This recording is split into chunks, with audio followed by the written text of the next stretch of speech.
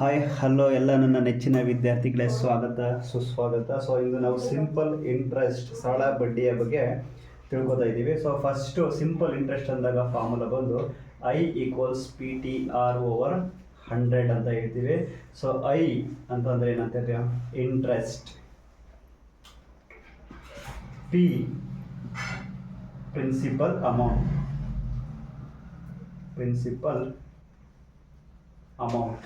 T time, R rate ಅಂತ ಹೇಳ್ತೀವಿ, divided by 100. So this is the formula.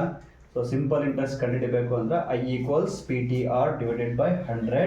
I ಅಂದ್ರೆ interest ಬಡ್ಡಿ, P ಅಂದರೆ ಪ್ರಿನ್ಸಿಪಲ್ ಅಮೌಂಟ್, ನಾವು ಕೊಟ್ಟಂಥ ಅಮೌಂಟ್ ತೊಗೊಂಡಂಥ ಅಮೌಂಟು. ಸೊ ಟಿ ಅಂದರೆ ಟೈಮು, ಎಷ್ಟು ಟೈಮ್ ತೊಗೊಂಡಿದ್ರೆ, ರೇಟ್ ಅಂತಂದರೆ ಬಡ್ಡಿಯ ದರ ಅಂತ ಹೇಳ್ತೀವಿ.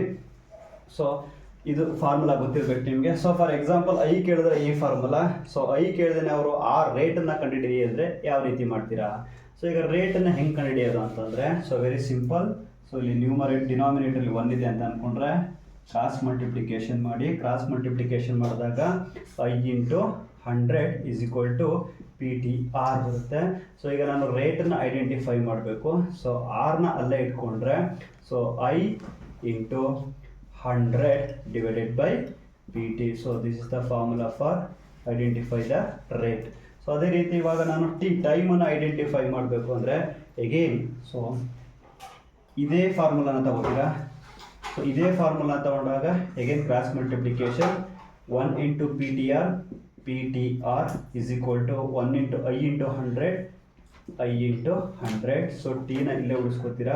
So I into 100 divided by P R. So ಇದು ಫಾರ್ಮುಲಾ. ಸೊ ಇವಾಗ ಮೇನ್ ಫಾರ್ಮುಲಾ ಬಂದು I equals P T R over 100. I equals P T R over 100. So ಒಂದು ಪ್ರಾಬ್ಲಮ್ನ ತಗೊಳ್ಳೋದಾದ್ರೆ, what is the simple interest, what is the simple interest of interest on rupees 1100 on rupees 1100 at the rate 6%, at the rate 6% per annum for 5 years, for 5 years. So problem ನೋಡಿ, what is the simple interest. Simple interest ಅಂದಾಗ I is equal to question mark.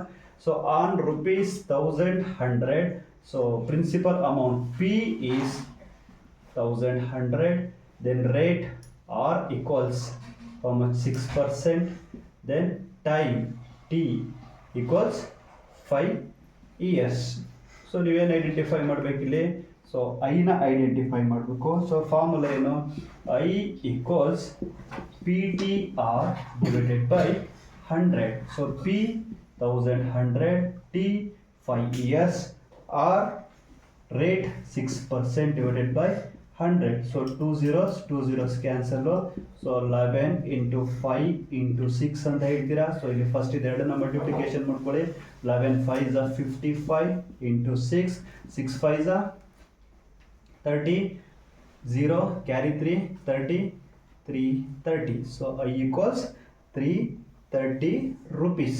I equals 330 rupees. So interest ಎಷ್ಟು ಅಂತ ಅಂದರೆ so 330 ಅಂದರೆ 330.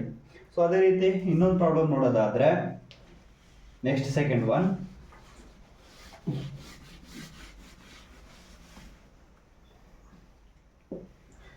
What amount would get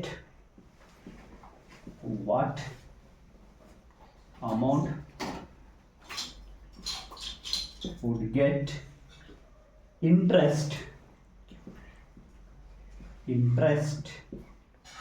rupees 770 at the rate 11% per annum in 10 years. So students, ಇಲ್ಲಿ observe ಮಾಡಬೇಕಾದ್ರೆ what amount would get interest rupees 770 at the rate 11% per annum in 10 years. ಅಂದರೆ ಒಂದು ವರ್ಷಕ್ಕೆ 11% rate interest ಬಡ್ಡಿಯ ದರ ಆದರೆ 10 ವರ್ಷಕ್ಕೆ ಇಂಟ್ರೆಸ್ಟ್ ಎಷ್ಟು ಅಂತ ಕೇಳಿದ್ದಾರೆ. ಸೊ ಫಸ್ಟ್ IPTR ನೀವು ಡಾಟಾನ ಬರ್ಕೊಬೇಕು. So formula I equals PTR divided by 100. So I ಎಷ್ಟಿಲ್ಲಿ what amount would get interest? What amount would get interest rupees 770 at the rate 11% ಅಂತ ಹೇಳ್ತೀವಿ. ಸೊ ಏನನ್ನ ಐಡೆಂಟಿಫೈ ಮಾಡ್ಬೇಕು ನೀವಿಲ್ಲಿ? ಪ್ರಿನ್ಸಿಪಲ್ ಅಮೌಂಟ್ನ ಐಡೆಂಟಿಫೈ ಮಾಡಬೇಕು. ಪಿನ ಐಡೆಂಟಿಫೈ ಮಾಡಬೇಕು ಅಂದರೆ ಫಾರ್ಮುಲಾ ಏನಿಲ್ಲಿ? ಸೊ ಇಲ್ಲೇನು ಇಲ್ಲ ಅಂತ ಡಿನಾಮಿನೇಟರ್ 1 ಇದೆ ಅಂತ. So PTR equals 100. So P equals, I into 100. Sorry, here I into 100. So P equals I into 100 divided by TR. So ಇಲ್ಲಿ P ಕ್ವಶನ್ ಮಾರ್ಕ್ ಆಗುತ್ತೆ ನನಗೆ. What amount wood get interest, ಎಷ್ಟು ಅಮೌಂಟ್ಗೆ ನಿಮಗೆ 770 ರೂಪಾಯಿ 770 ಇಂಟ್ರೆಸ್ಟ್ ಆಗುತ್ತೆ ಅಂತ. ಸೊ ಐ ಬಂದು ನಿಮಗೆ interest 770 rupees. So time 10 years, rate 11%. So ಈಗ ಅಪ್ಲೈ ಮಾಡಿ. ಸೊ ಇದನ್ನು ಬರಿಬೇಕಾ ಸರ್ ಅಂತಂದರೆ ಇದು ಬರೀಲೇಬೇಕು ಅಂತ ಇರಲಿಲ್ಲ, ಬಟ್ ಇದು ನೆನಪಿಟ್ಕೊಂಡ್ರೆ ನೀವು ಇದನ್ನು ಯೂಸ್ ಮಾಡಿಕೊಂಡು PTR ಯಾವುದೇ ಫಾರ್ಮುಲಾ ಬೇಕಾದರೂ ಮಾಡ್ಬೋದು. ಸೊ ಇಲ್ಲ ಡೈರೆಕ್ಟಾಗಿ ನಾನು P ಫಾರ್ಮುಲಾನೇ ಅಪ್ಲೈ ಮಾಡ್ತೀನಿ ಸರ್ ಅಂತಂದರೆ ನೀವು ಅಪ್ಲೈ ಮಾಡ್ಬೋದು. ಸೊ ಇವಾಗ I ಎಷ್ಟು? I 770 into 100 divided by T 10. Rate ಬಂದು ನಿಮಗೆ 11 ಆಗುತ್ತೆ. So 10 0 0 cancelled. So 11 1s are 11, 70 is a 700. So 70 into 10, so 700.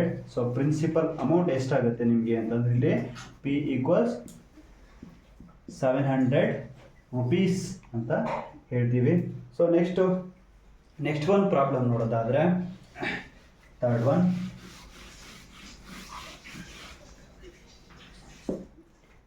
So at what rate the amount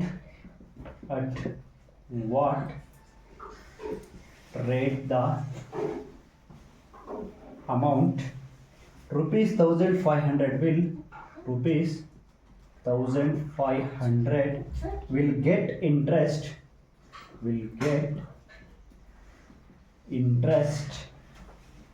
rupees 1080 in 8 years. Rupees 1080 in 8 years. ನೋಡಿ question repeat ಮಾಡ್ತೀನಿ ಇನ್ನೊಂದ್ಸರಿ.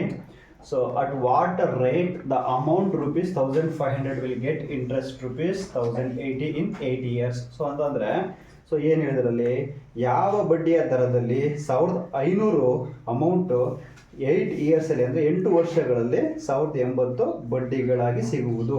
So ಅಂತಂದರೆ 1500 ರೂಪಾಯಿನ ನೀವು ಅಸಲನ್ನು ಅಮೌಂಟ್ನ ಕೊಡ್ತೀರಾ. ಸೊ ನಿಮಗೆ ಬಡ್ಡಿ ಎಷ್ಟು ಸಿಗುತ್ತೆ, ಇಂಟ್ರೆಸ್ಟ್ ಎಷ್ಟು, ಅಮೌಂಟ್ ಎಷ್ಟು ಸಿಗುತ್ತೆ ನಿಮಗೆ? ಇಂಟ್ರೆಸ್ಟ್ ಅಮೌಂಟು 1080 ರೂಪಾಯಿ. ಎಷ್ಟು ವರ್ಷದಲ್ಲಿ? 8 ವರ್ಷದಲ್ಲಿ. ಹಾಗಾದರೆ ಇದ್ದು ರೇಟ್ ಎಷ್ಟು ಅಂತೇಳಿ ನೀವು ಐಡೆಂಟಿಫೈ ಮಾಡಬೇಕು.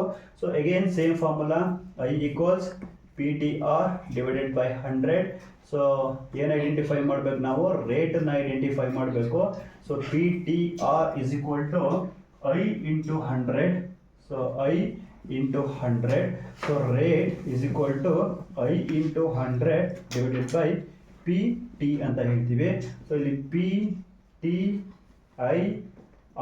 So R is question mark. Principal amount 1500. Then time 8 years. Then I interest 1080. So R is equal to I 1080 into 100 divided by P 1500 into T 8 years. So 2 zeros cancelled. So 5 3s are 5 2s are 5 1s are 5 3 carry 5 6 are 30. So next 2 4s are 2 10s are 20 1 carry 2 8 are 2 2s are 2 5s are 2 4s are again 2 1s are 2 2s are 4 2 7s are. So 3 1s are 3 9s 27.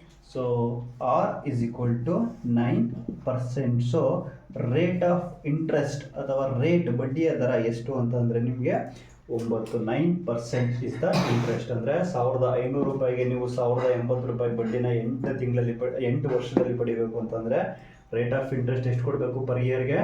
9% ಕೊಡಬೇಕು. So I hope simple interest ಅರ್ಥ ಆಗಿದೆ ಅಂತೇಳಿ ಇವತ್ತಿನ session ಮುಗಿಸ್ತಾ ಇದ್ದೀನಿ. Next ಸೆಷನಲ್ಲಿ ಭೇಟಿಯಾಗವ. Thank you.